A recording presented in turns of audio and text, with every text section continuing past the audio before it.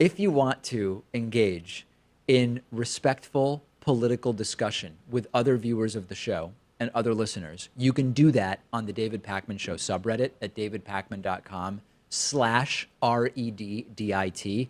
A couple of very interesting posts that I noticed this morning. One is that apparently Dinesh D'Souza and Jesse Lee Peterson were engaged in what is ostensibly loosely being called an interview.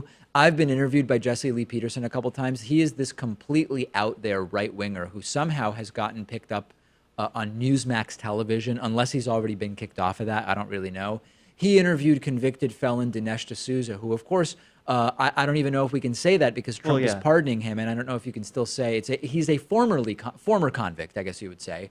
And I'm not even going to present anything else to you other than to tell you this was a contest for the dumbest assertions about politics that I've maybe ever heard. And I don't know who won, Dinesh or Jesse Lee. Take a listen.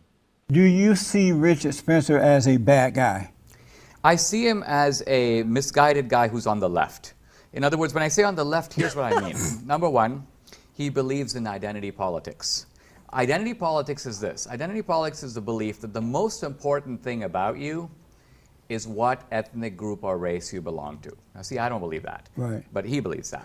I don't know. I think he only believes that because they've been so, white guys especially, and especially white straight men, been so under attack, and they've been prevented from speaking up for the last 60 years or so. Everybody accused. I just think they're mad about the way they've been treated. Right, but I mean, in that fallen state, they're coming out like that.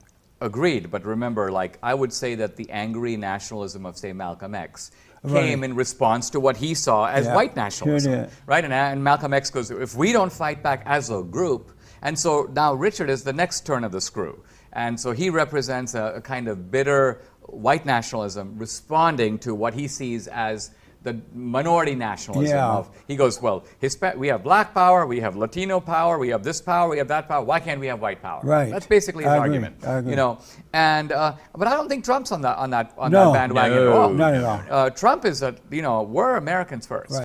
I don't know. Let me start a different way. Given that you have to say the things Dinesh D'Souza said to be kept on that show and to be considered a good guest, I see it as a badge of honor that Jesse Lee Peterson threw me off of his show. Yeah. Do you even want to go into that point by point debunking the claims made by these guys? It's not I would worth it. say the dumbest thing Dinesh D'Souza said is probably that Richard Spencer is on the left.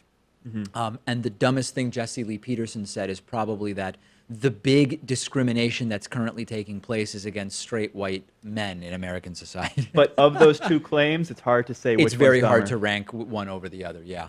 Also from the David Pakman Show subreddit, which I spotted this morning, will Trump be let off like Reagan in Iran-Contra? This is a question from, quite frankly, someone who regularly trolls, but they said, I have a feeling that Russiagate will end up like Iran-Contra instead of like Watergate. I don't think the top of Trump's cabal will be held accountable. Agree or disagree? Reagan still went down as objectively the most corrupt and criminal administration in U.S. history, with 138 administration officials investigated, indicted, and or convicted of crimes.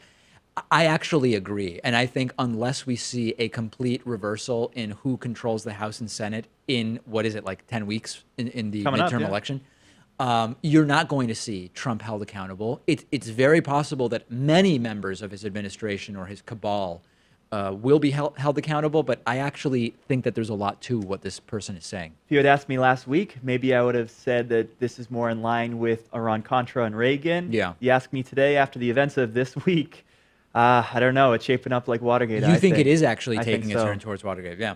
I mean, I hope it is. And most importantly, I hope that justice is served in a fair and non-political way, because that's really what we care about. I happen to think that if that happened, it would be the complete destruction of Donald Trump's presidency, and that would be the correct way that justice would be served. But if the evidence doesn't point that way, then tell us, Robert Mueller, assuming that he can do the investigation fully and fairly, come out and say, this is as far as it goes, and I don't think there's anything else. I'm ready for him to say that, and I'm ready for him to say Trump really should be impeached and then charged with crimes. We will see.